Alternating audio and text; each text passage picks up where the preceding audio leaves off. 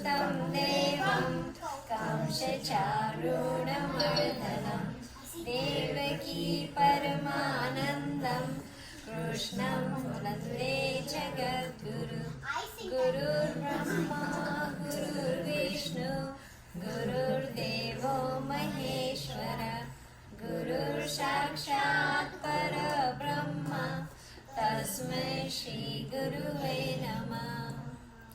ॐ असतो मा सद्गमय तमसो मा ज्योतिर्गमय मृत्योर्मामृतं गमय। ॐ शान्ति शान्ति शान्तिः। ॐ सहना भवतु सहनौ भुनक्तु सह वीर्यं करवावहै तेजस्विनावधीतमस्तु मा विद्विषावहै। ॐ शान्ति शान्ति शान्तिः। ॐ पूर्णमद पूर्णमिदं पूर्णात् पूर्णमुदच्यते पूर्णस्य पूर्णमादाय पूर्णमेवावशिष्यते। I didn't hear the voice today. What happened? Everybody is very quiet. With the shloks. Really? Okay. Did you turn on that? Okay. Let's recite. Yeah. Which page? We will start with the shlok number 7. That's on page 93. Then? You're like, Everybody is there. Okay. I thought I heard share like, with him. Okay. We're gonna go through these shloks, okay? Recite these shloks. So everybody recite. Can you see the board, guys? Can you see the board, or do I need to make it darker? highlight them all. Okay, we're gonna recite these 10 shloks, okay, guys? So I let's forgot start. the 3 and the 7. How about I say the number before we start, okay? Just to make sure that everybody is on the same page, okay? You guys are ready? Okay, we'll start with the shlok number 7. कार्पण्यदोषोपहता स्वभावः पृच्छामि त्वां धर्मसम्मूढचेता न श्रेयस्यानिश्चितं ब्रूहि तन्मे शिष्यस्तेऽहं शादिमां तां प्रपन्ने। Shlok 11. Shri Bhagavan Uvacha Ashochan Anvashocastvam Prajñapadanscha Vasase Gatashu Nagatashunscha Nanu Sochanti Pandita. Shlok number 16. नासतो विद्यते भावो न भावो विद्यते सता उभयोरपि दृष्टन्तस्तत्त्वदर्शिभिः. We've missed one part. Okay, shlok number 20. न जायसे म्रियते वा कदाचिन् नायं भूत्वा भविता न भूयः अजो नित्यं शाश्वतोऽयं पुराणो न हन्यते हन्यमाने शरीरे.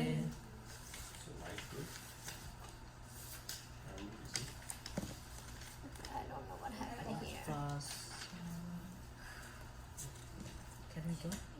Yeah, go. Okay. Vasansi jirnani yata vihaya navani granati naroparani tatta sharirani vihaya jirna nyanyani sanyati navani dehi.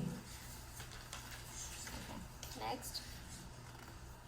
Menam Say the shlok number, Raja. 23. 31. 21. 21, okay. Oh, Go. I'm 23. Somebody is in, I think everybody Oh, yeah. got lost. Oh, yeah. 23, yeah. Okay. First started. Yeah, sure. Yes, time. Okay. Nenam Nenam chindanti shasrani Nenam dahati pavaka Na chenam kledayantyapo Na shoshayanti maruta. Slok number 31. Okay, 31.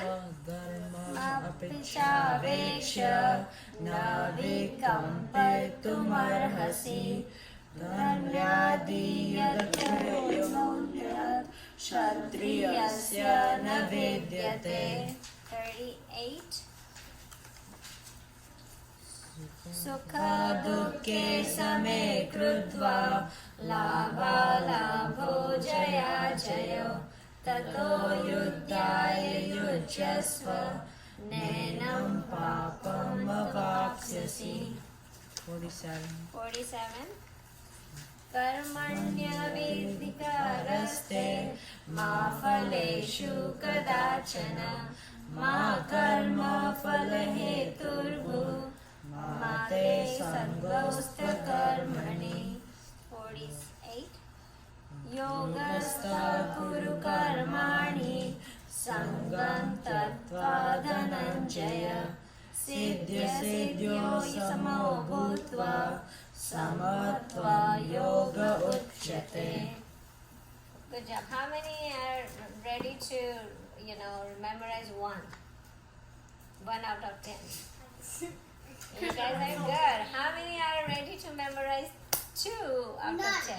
I don't know. I don't know none. I know, you just started, so you don't know. So, tell me how many, anybody 2? No. Oh, okay. But we will get to that part, don't worry. So, again, now we will start our regular class that we were doing. You have to be quiet for a little while, and then I will answer all your questions, right? First, listen to this one, where we are coming. So what's going to happen is, so what chapter are we on?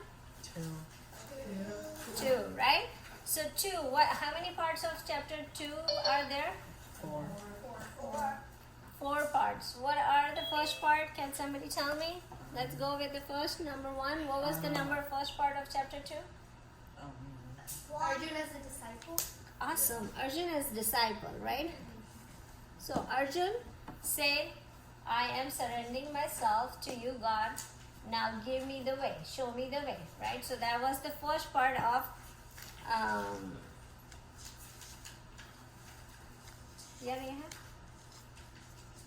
Oh, nobody can hear me? I'm sorry. Let me see.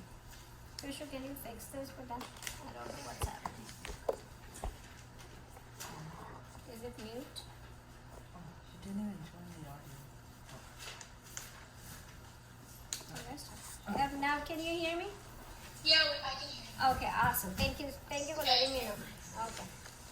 So, first part was that Arjun as a disciple, right? He surrendered himself to Lord Krishna and said, I'm surrendering myself to you. Now teach me, right, where I am.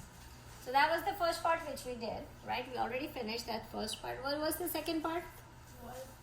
What are we? So knowledge about self. So what was the second part? Knowledge about self. Knowledge self.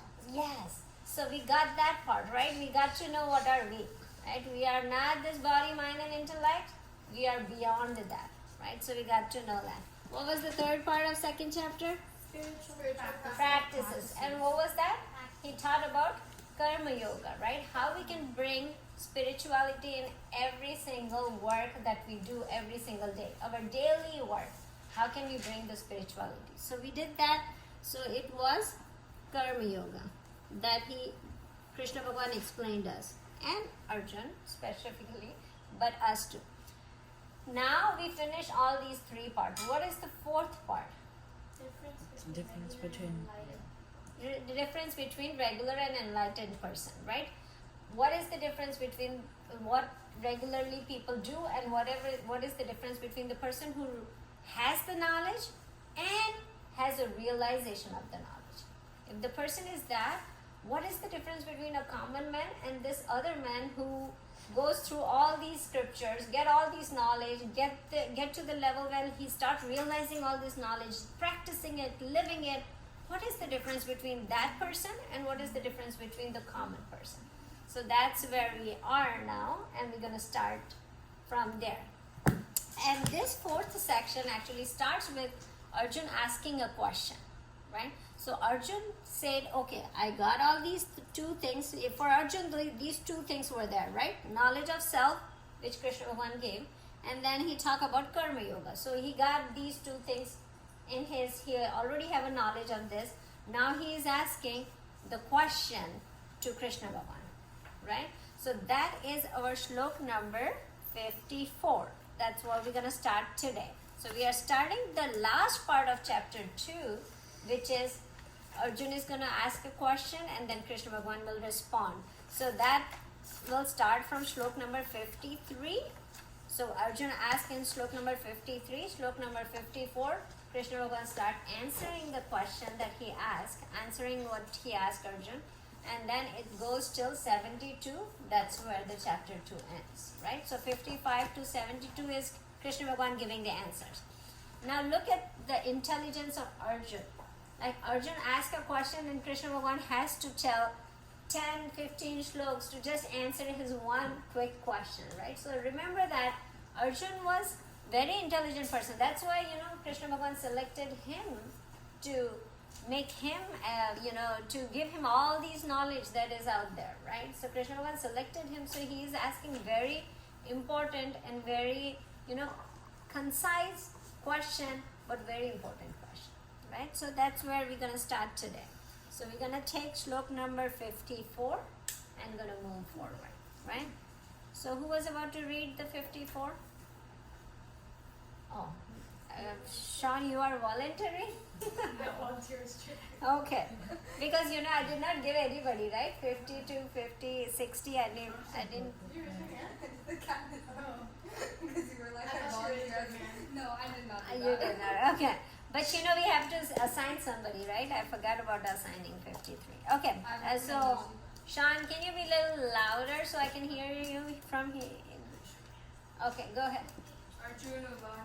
Arjunuva. Trying to have him get to the page. Okay. Okay, get to the book. Yeah, Raja. Nobody has the Gita. Who's going to tell the 53 page number, guys? 114. 114 if and 114. yeah. So chapter number 2, guys, and it is shlok number 54. 54 or 53? 54. 54. Okay, Arjun. Okay, Nanu, go. Arjunuvacha. Arjunuvacha. Stita prajnasya babasha. Samadhistasya keshava.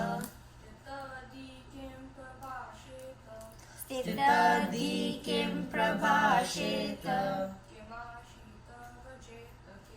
Kimashita vrajeta kim. Together. Arjunuvacha. Stita prajnasya kabhasha. Samadhistasya keshava.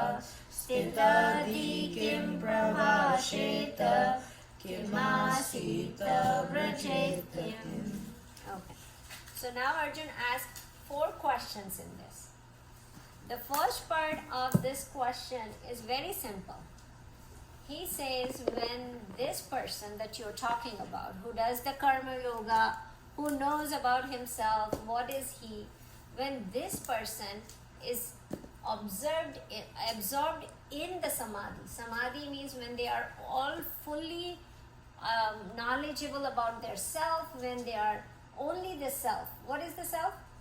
Consciousness, right? When they act like only consciousness, right? How do they react? How do they act? So the first question he asked, that the person who is in samadhi of the knowledge or of the bhakti, like we talk about bhakti. If somebody is so in love with God, right? When he's so submerged with God, and when on other side, if somebody gets the Gyan Yoga, right, the knowledge, if somebody is only Brahman, how do they react? How do they act, right? That is his first question. That how do they act? Just tell me, if the person is like this, how do they act? The second question is actually divided into 3 parts. Then he asks, how does this person talk? Right? He says, how does this person talk? How does this person speak, sit, and walk? So he asks 4 questions. 1, when he is in the samadhi. Samadhi means, gone into the bhakti yoga totally, or got the gyan and realization of this knowledge and is Brahman. How do the person react? And then second question he asks, which is 3 parts of it, which is how does the person he comes out, when he comes in the regular sansar with this body, mind and intellect. Now he is not Brahman, right? He is not talking about that I am Brahman. But how does he react when he come out of this samadhi? And then how does he act? Means how does he speak? How does he walk? And how does he sit? Right? Now, look at this. Would Arjun be interested in whether the person walks like or talks like a Taylor Swift, or whether he talks like a Katy Perry? No. Would Arjun be interested in that? No, right? So why did he say why? How will he talk? What does that mean? Yeah. I think he wants to know their vocabulary and the words that they speak, not what their voice sounds and stuff. Little bit deeper than that. Little bit deeper. It's not about the words. It's not the physical sense of word and how does they speak, right? What it could be. How do they respond to this worldly things? Because now you know that this person has devoted their whole self to God, right? Now, how this worldly things comes, like I have a test tomorrow, what should I do? How do they, in this worldly thing, how do they respond to those things, right? So talk means how do they respond to this worldly activities, right, when they come out. So now think about this, right? When you go deep in the water, you are a swimmer, right? Rest. So you go deep in the water. So you are inside the water. Think about water as Brahman, right? You are inside the Brahman in the water. So when you are in the water, so Arjuna is asking, how do you behave when you are inside the water? You are submerged in the water. How do you behave? And then he's saying, when you come out from the water, how do you talk? How do you act? How do you do? So when you come out of this whole bhakti thing, how do you do that? How does that person walk, talk, and sit? You got my point? What he's asking? So he's asking both sides, right? How do they react in the worldly manner? And how do they do when they are submerged in this mesmerizing thing of, Brahman and Bhakti? Got my point? Right? So those are the 2 questions that he is asking. Now, I would say, so when he talks about how do they talk, so that means how do they respond to all these worldly activities, right? Then it says, how do they sit? Do they worry about how do they sit? Are they sitting like cross legs, or are they sitting like putting their folded legs? Is he worried about that part? No. No, right? He's not worried about this physical thing that he's asking. Like if you read this look, you will feel like, oh, like how somebody is asking like how they look or how they walk. Does it matter to Arjun like how this person will walk or how this person will talk, right? But there is a deeper meaning to it, right? So you have to go a little bit deeper in that.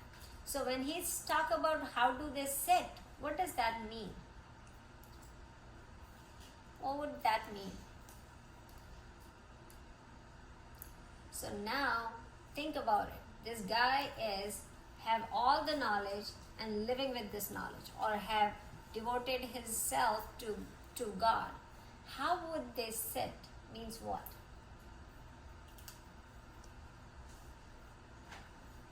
So when they are in there, what happens is they have control on their senses, right? When they are fully knowledgeable, they got the Jnana Yoga done, they got the Karma Yoga done, they got the Bhakti Yoga done. Now, how would they act in the environment where there are senses going on? Like we see, oh, beautiful things I'm seeing. Oh, beautiful, I'm hearing a lot of good music, right? Or I am smelling such a beautiful flowers, right? Or I am having this, I'm touching this flower that is so good. So all these senses are out there, right? That is what we look outside, right? Our outside world that we get connected is with these 5 senses, right? So when Arjuna is asking how do they sit, means how is this person react to all these senses that is coming? How does he control his senses to the outside world, right? Because make sure that you know that the senses are not going away, right? When you are enlightened, does the senses goes away? It will stay with you, right? The human form will be there. But how does he control sitting in the worldly environment, right? So that's what sitting means to Arjuna, right? Now, the last thing he is asking, how does he walk, right? When he is asking how does he walk, what does it could be? What is the deeper meaning to that?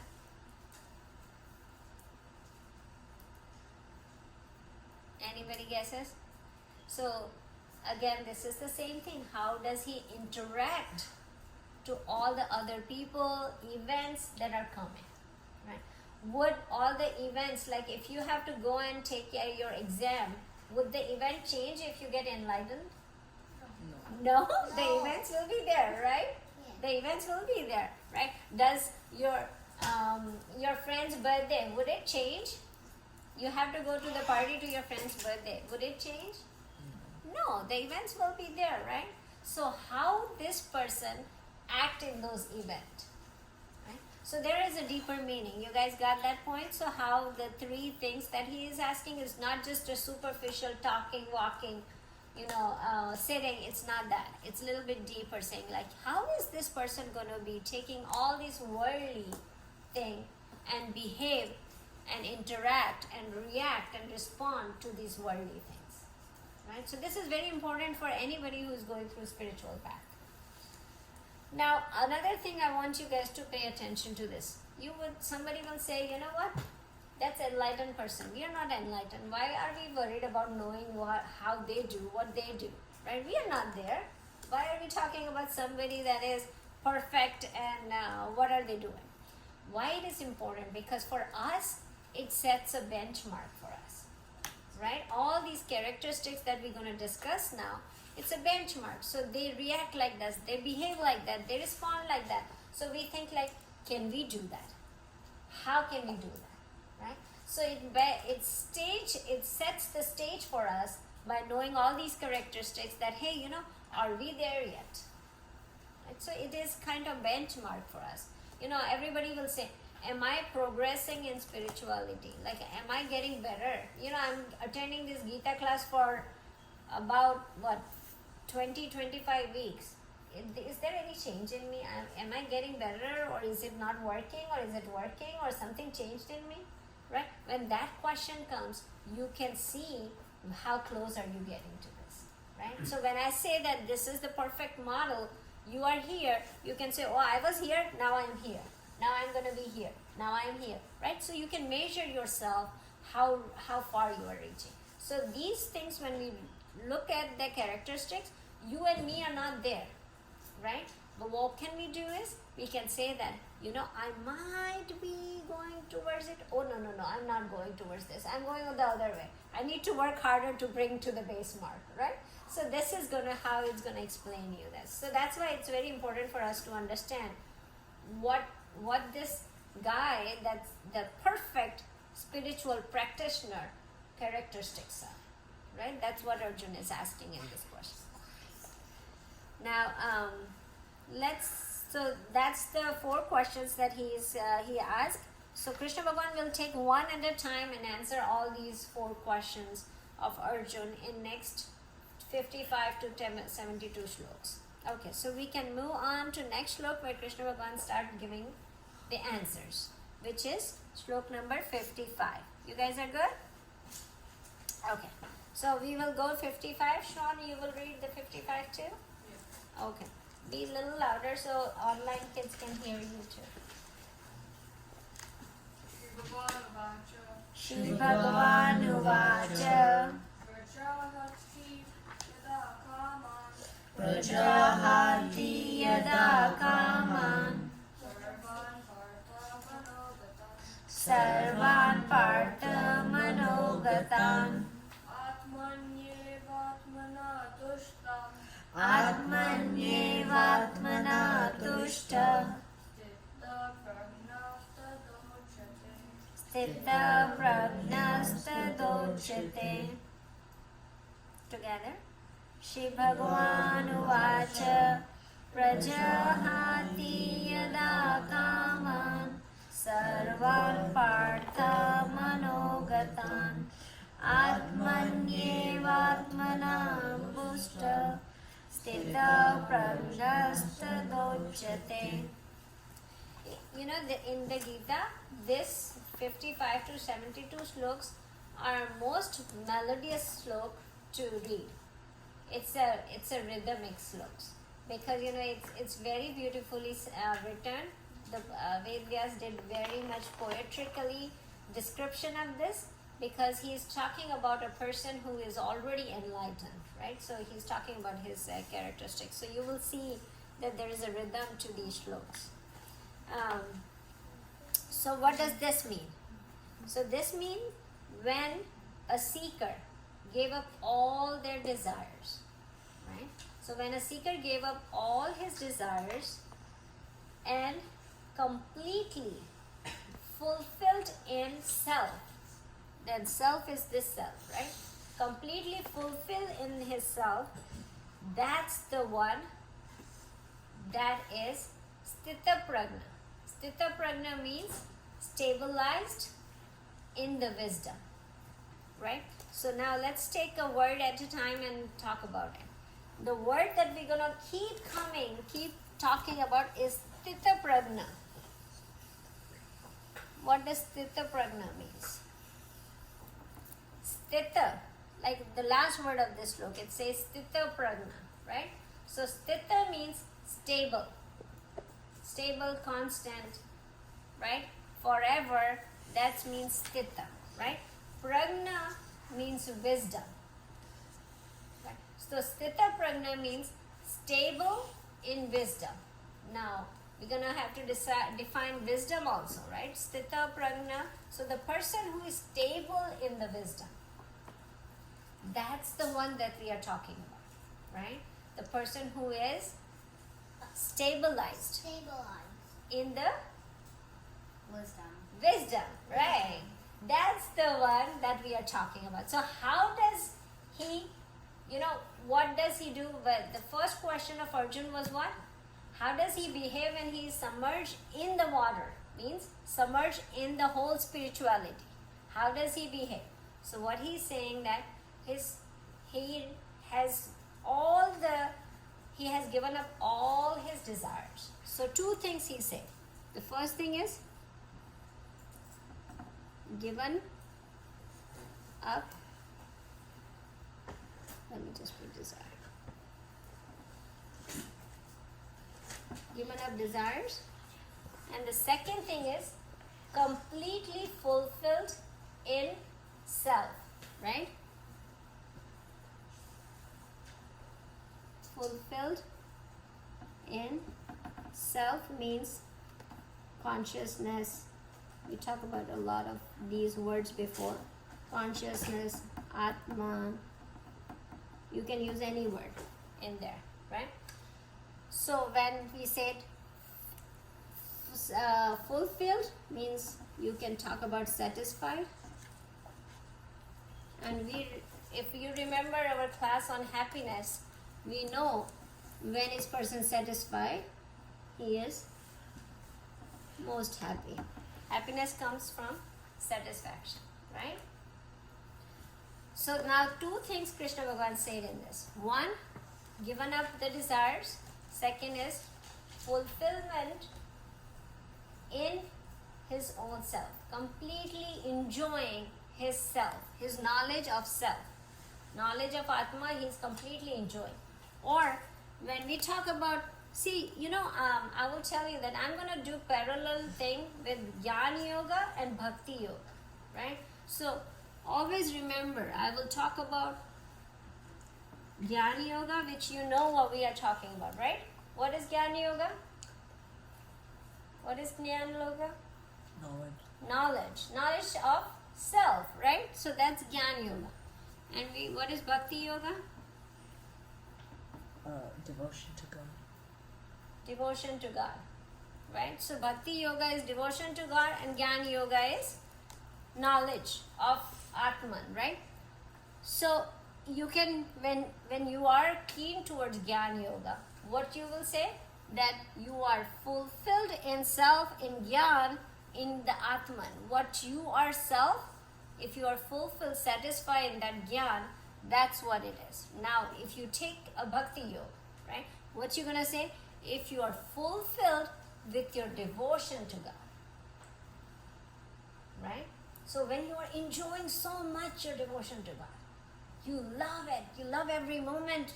When you go in front of Bhagwan and in the mandir, you enjoy. That's the most enjoyable that you feel. Then that's what he's saying that person has the characteristic of doing this, enjoying him, enjoying the company of God, and then second one is given up the desires, right? So now let's talk about this a little bit. So when we talk about Jnana Yoga, what happened in Jnana Yoga? Anybody remember what are the 3 steps that we have to take for Jnana Yoga? 3 things we have to do in Jnana Yoga.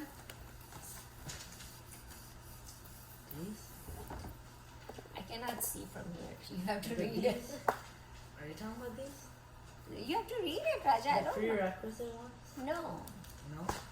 not prerequisite. There are 3 things that you have to always do in Jnana Yoga. One step at a time. You start from? What do you do? When you want knowledge, what do you do if you want knowledge? Any kind of knowledge. Forget about spirituality. If you need a knowledge, this is Jnana Yoga. What do you do? You get it. You get it. What do you do to get it? You read books or something. I don't know. You read book, you listen, Raja. Oh yeah. That's What was we're it? talking about. Yeah. We listen. What was it? It's, Listen, what was it? Listen. Shavana. You remember Shavana? See, you guys forget. You go on summer vacation and you forget everything. What is this? Right? The first thing you do is you listen. You read the spiritual scriptures. You listen to your teachers, like who is teaching you spirituality. You learn from that. That's Shavana, right? You get to know what is there, what is me. Yes, sir. I need to use the restroom. I know. You have to go right there, and it is the front door. Okay. That one? Yes, sir. It's so cute. Okay. So what do you do? First thing you do is you get to come to Gita class. You start reading Gita or any other scripture, right? That's what you do. The first thing when you do Shavana, right? And then you do, the second step is what? No. Thinking. I know. Krishu, you are reading from the book. I want somebody else to open the page and tell me, because you have that in your notes. No, I but can't find it either. Really? It's in your notes. What day was I couldn't find it in mine. Though. I couldn't find it in the Gita class notes. I found it in the Swadhyay notes. Yeah. But I know we wrote it in the Gita class. Yeah. We did. I We know did. for a One fact. time we don't it. Okay. So we do, first thing we do is we go read, listen or read the scriptures, right? So we get to know. So what happens is we don't know what we are, right? We think, what are we? What do we think we are? Body, mind, and soul. Body, mind, right? This is me, this is Sonal, this is me, right? This is me and this is my world. This is my house, this is my kids, these are my things, right? This is what we think, right? What we are. When we read the scriptures, that's a mirror, right? The scripture, the Gita, all these scriptures are a mirror that shows us what really we are, right? The reflection shows us that we are not this body, mind, and intellect. This is separate than what we are actually. We are not this person who take birth and die. There is a consciousness that stays forever, never dies, right? So that's what we get in Shravana, right? Then we go to the next step. What was the next step after listening? After Shravana, what is it? Manana. Awesome. You got it. You did not find it in your notes yet? Oh, I couldn't find it. You found it? No, but that's a Swadhyay class. That's a Swadhyay note. Okay, okay. Yeah, those are like from the morning. Okay. Yeah. So manana, right? The second step is manana, where what you do is reasoning. You said, okay, I get to know from the Gita class that I'm not this, I'm not that, right? I know this, but I have so many questions. How? Why? What? This and that. So what do? I go out to either other scriptures or my guru or somebody who is more knowledgeable, and I do reasoning with them that why, to make sure that I'm going to the right part, right? So we do all the reasoning and figure out, yes, this is, right? This is what it is. So we actually get all our questions answered here. Now, the third was, see, you found it! Yay! Where was it? It was like the 15th class. Ah, 15. Yeah, it was very early on. Alright. So Nididhyasana, right? That is meditation. Meditation is not just sitting there and doing this. This is not what I'm talking about. Meditation Oh, I means didn't this take the thought. notes for that day. Yeah, because Krishna, you don't take notes. No, because I knew I already had them. So I Okay. didn't. So this one. So what I'm talking about, Sthita Prajna, right? We started with Sthita Prajna. When does this come? By meditation, what happened here?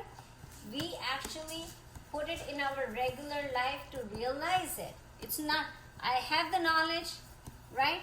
I did the reasoning, get the perfect knowledge. Now, do I live with that knowledge? Living with this knowledge, right? You have to live it. You cannot just listen and just keep it there. You cannot just keep it on your intellect. You have to start living it, right? That's where this third step comes, right? So when we're talking about Sthita Prajna, this is where the person gets the stability in the mind, right? Stability of wisdom. When we say Sthita Prajna, what was the meaning of Sthita Prajna? Stability and Stability in the wisdom, right? So this is where the stability and the wisdom come, and this is Jnana Yoga. Now take the Bhakti Yoga, which we studied just last week. We talk about 3 different kind of bhakts, right? One that goes to God because they are suffering, right? Then one, it goes to the God because they want betterment, right? And the third one, which goes to the God when they don't need anything. They just love God. That's why they're going. And they don't need anything. That's where the third steps come. That's where the Sthita Prajna stage comes. When the stability of mind, of wisdom comes, when the third steps come. Right? In Bhakti Yoga as well as Jnana Yoga. Right? This is the place where stability of wisdom, stability of bhakti comes in place. Right? Who do you talk to, Baja? Yes. Keep it up. Just talk to me. Okay. So now, when we talk about that, so you have to have that stage that he's talking about, that guy is Sthita Prajna when he is at this stage, right? When we passed through all this, we came to that. When we passed through all kind of bhakta and we came to when love of God, that's where the Sthita Prajna stage comes, right? So that's the first characteristics. Now, if you say that, okay, you know what? There is a little bit problem in Jnana Yoga, right? When we say we are not this body, mind, and intellect, then somebody will come and say, okay, you know what? I got it. I got it that I'm not body, mind, and intellect, and I'm gonna do this, but I am little, and that person shows the action of greed, right? If this Sthita Prajna says, I got the knowledge, I got the reasoning done, but I'm still greedy, he can come and say, oh, you know what? That's not me. That's my mind who is greedy. Right? Big mistake there. That person is not here yet. They are wrong pretending that they are here. If somebody says, oh, you know, I get angry, a lot of anger comes. But, oh, you know, yeah, because I'm not this mind, intellect, and body, the anger is different than what I am. So let the anger stay because it's not me. Can somebody do that? Is that person Sthita Prajna? No, he's pretending. He's still here or somewhere not even here. He is not. So make sure you understand the meaning of Sthita Prajna, who is living the reality of everyday reality. He's in that stage where he is realizing that he's so close to God every single minute, right? Or he knows Brahma, right? That stage is the Sthita Prajna stage, right? Now, if you look at it, so having the clarity on the wisdom, right? It's not like, oh, I'm not mind intellect, but I can do anything because I'm not this mind intellect. Can you do that? Can you do that? No, right?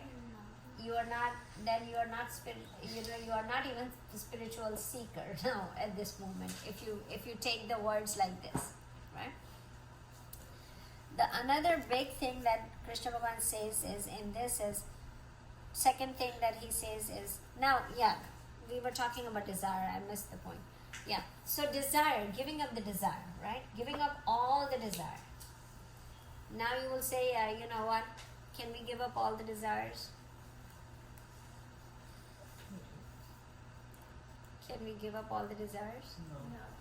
No. Very hard, right? Very hard. What should we do to give up, to get to the Sthita Prajna? We want to go to there. What should we do? Like to start? Yeah, to give up the desire. What can we do? Have a Now here desire. is the one thing that I will tell you. God says,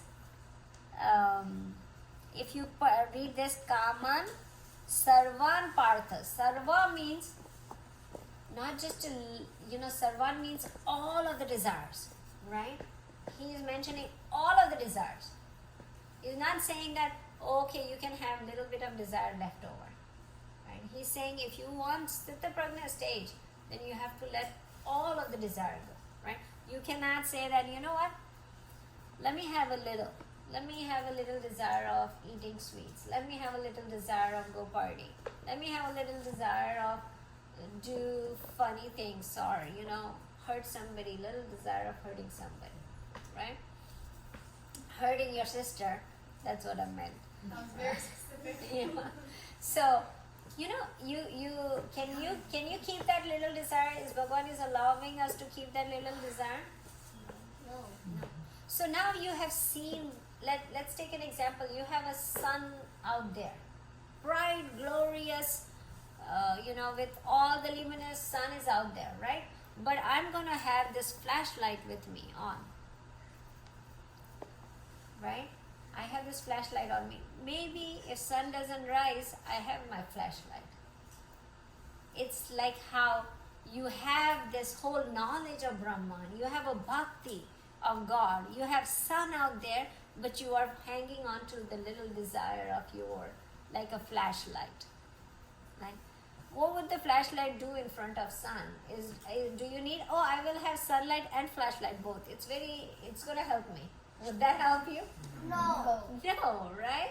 So even that, little desire that you want to keep it, God says, no, you cannot keep those little desire because it's of no use. You already got beyond these all other things. Why would a little desire help you in this life or in any other life? right? So you need to think about it that you have to let all the desires go, right? Now when we talk about desire, what is kind of desires that you can keep? Desire to know Desire to God. God, desire to go close to God, right? Or desire to get knowledge, or desire to do karma yoga, desire to do meditation. That can stay. And why that is? Why that is not counted as desire? Because it's towards spirituality. It's towards spirituality. So you can have a desire, but what it's going to be? It should be towards what? Towards reaching Spirituality. So any work that you do, if you turn into spirituality, then you can have that desire, right? You remember I gave you an example of Ramakrishna Paramahansa saying that the sugar candy, the mishri, right? All the sweets causes what? Acidity. When you eat any sweets, it's going to increase the acid reflex, right? But this candy, the sugar candy, the mishri, you know what we put it in the prasad? Little cubicle crystal of sugar that we put for prasad, right? Those ones are not the sweet that cause, they are actually used to reduce acid reflex, right? So all the things, all the sugars are desire, right? But the sugar candy is the one that is desire to achieve God, or not achieve, but desire to go close to God, or close to getting this knowledge, is like a sugar candy, right? That actually cuts all the desires. Like how sugar candy cuts all the acid that is released from the sugar, right? Even though it is sugar, but it cuts all the acid reflex that came from other sugar. The same way, all the desires are cut from having a desire to go close to God or get the knowledge. So that's how those desires can be done, right? So there are, God actually very clearly pictured that you cannot have any other desires than having a desire that is taking you to the higher level of spirituality, right? So that's the one thing that he mentioned in this book. Then the second thing is complete satisfaction, joy in being in this path, right? First of all, we need to make sure that we have a joy in this path, right? Are we enjoying this path? Are we actually liking it? If you are not liking it, you might be in the wrong place, right? Because it's not going to help you at all. So having that complete joy. Now, when we talk about happiness, right? So when we talk about happiness, we talk about the joy satisfaction that comes, right? So the first thing is we get completely satisfaction with, let me tell you,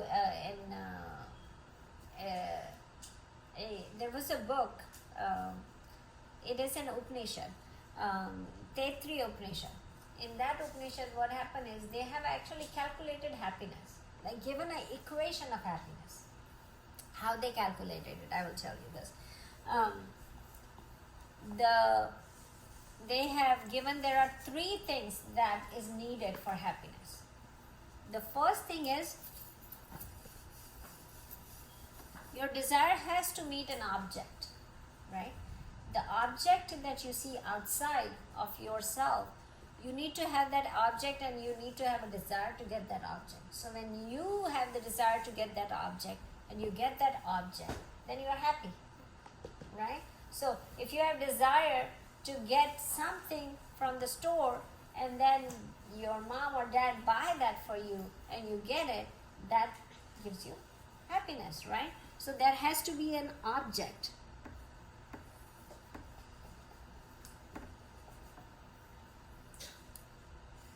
There has to be what? First thing? An object to be happy.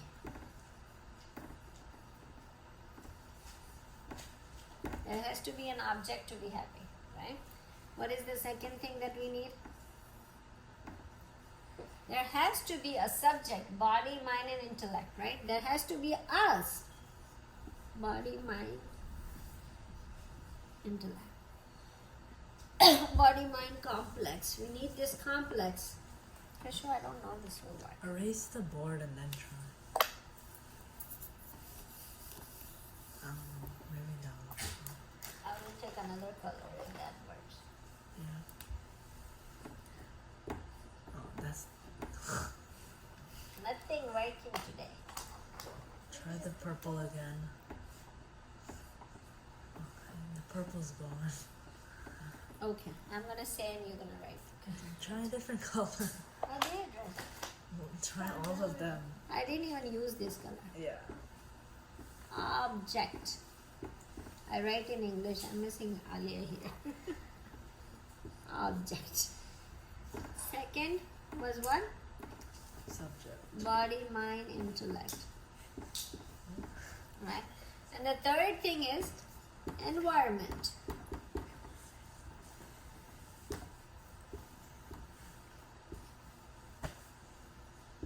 Loka. Right? Object means Vishaya. I forget what can we say body, mind, and us. And then environment. So a coffee at home and coffee at Starbucks is different, right? Because of environment.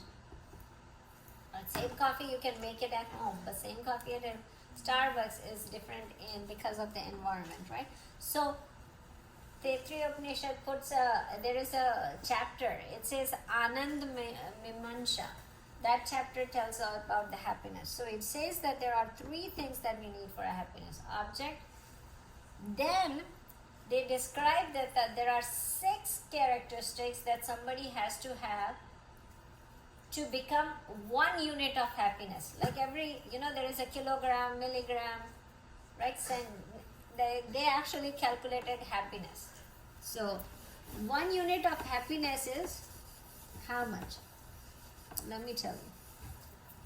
So what we are talking about here, 1 unit of happiness. That makes an equation is equal to. So they talk about 6 things that somebody has to have to be happy. What would be the first thing? The first thing is the person has to be young. Ooh, I'm very sad. Just kidding. Somebody has to be young to be happy. Older people are not happy, right? So that's one happiness, right? So a major from Germany, when he was writing about Second World War, he said, "Oh, I know why Alexander won half of the world, because he was 21. He was young, right? That's what he mentioned. Yes, Rajan? Yeah. So you have to be young, right? So it's not the whole equation. Young is not happiness, okay? Not 1 unit of happiness. There are another 6 things will come, right?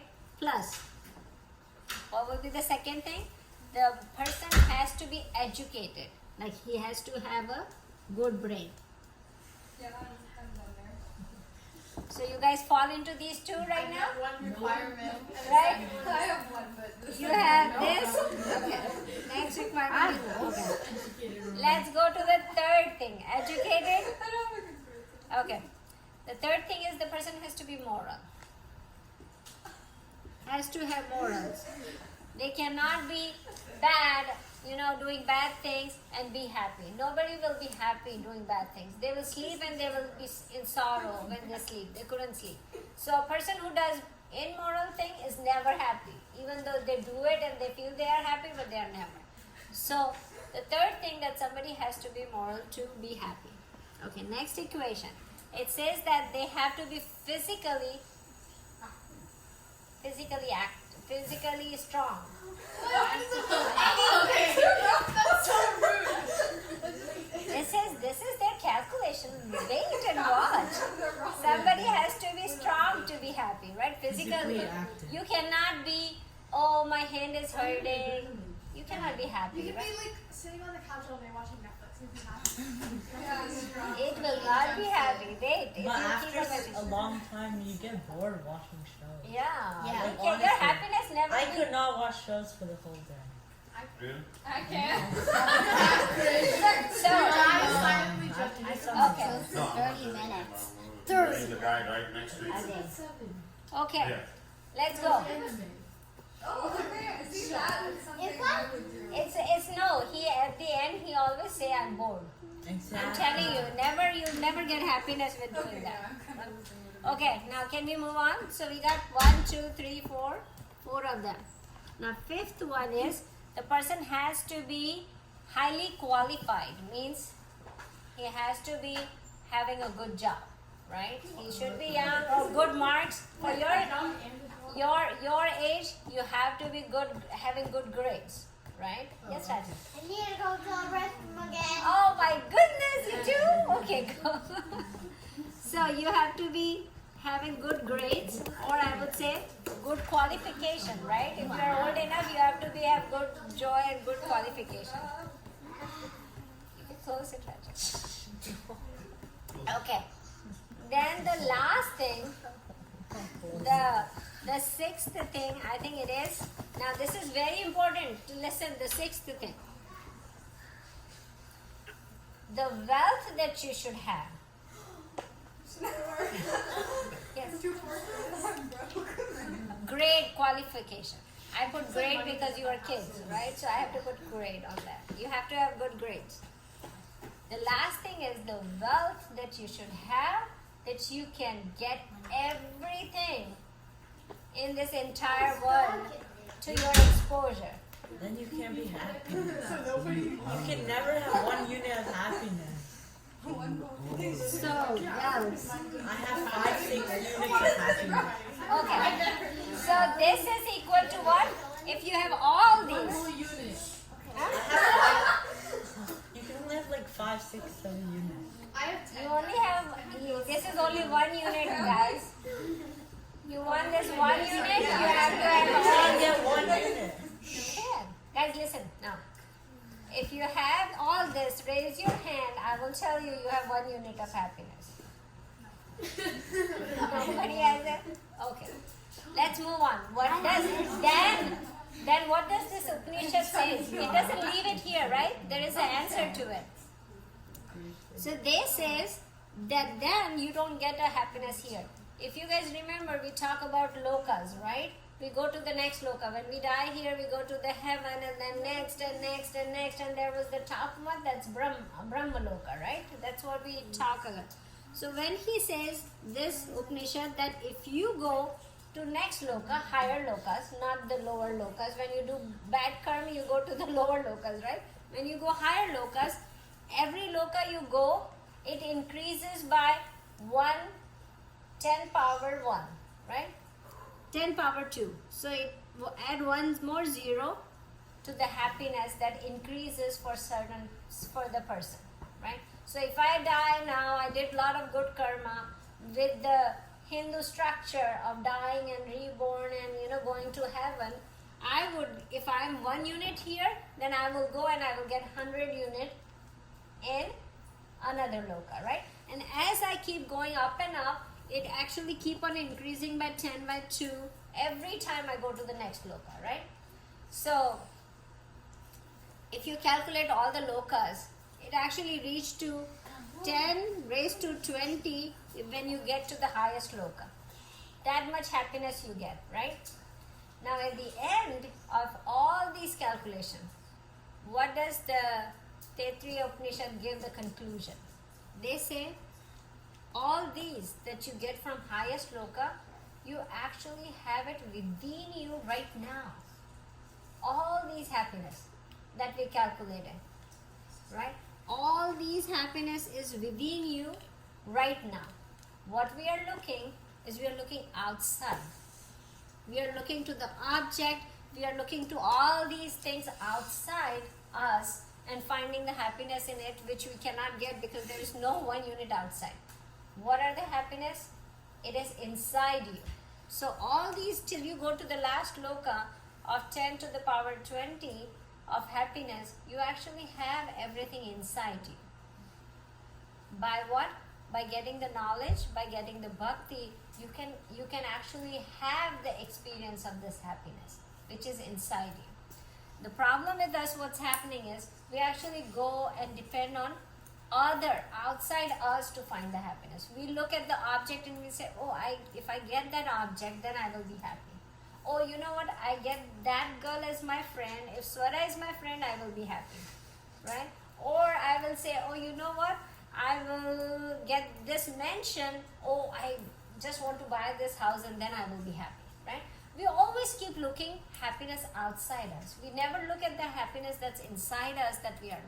So all these that we depend outside, we are never happy. That's why nobody in this earth, on this earth, is happy, because they always try to look the happiness outside them.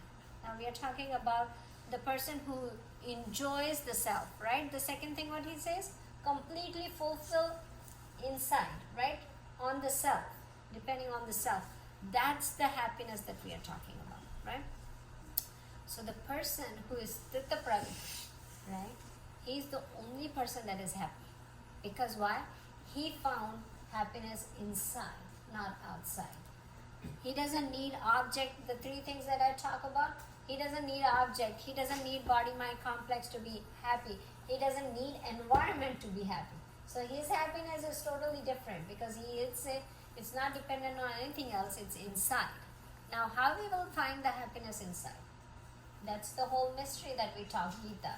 Like, that's why we learn Gita, because the Gita has the answer to how to find happiness inside us, right? So now when we talk about anything here and then, okay. So what happens is, I was talking about the scriptures being mirror, right? You remember that it's mirror, it shows us what we are, right? Gita shows us what we are.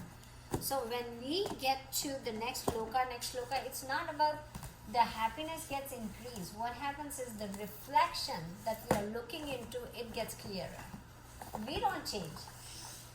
We are the same, right? I'm looking in the mirror, I'm the same, but I'm looking in the dirty water as a mirror. So what do I look inside when I look in the dirty water? I look self, but my self is body, mind and intellect, right? That's what we are looking into when I'm looking dirty water.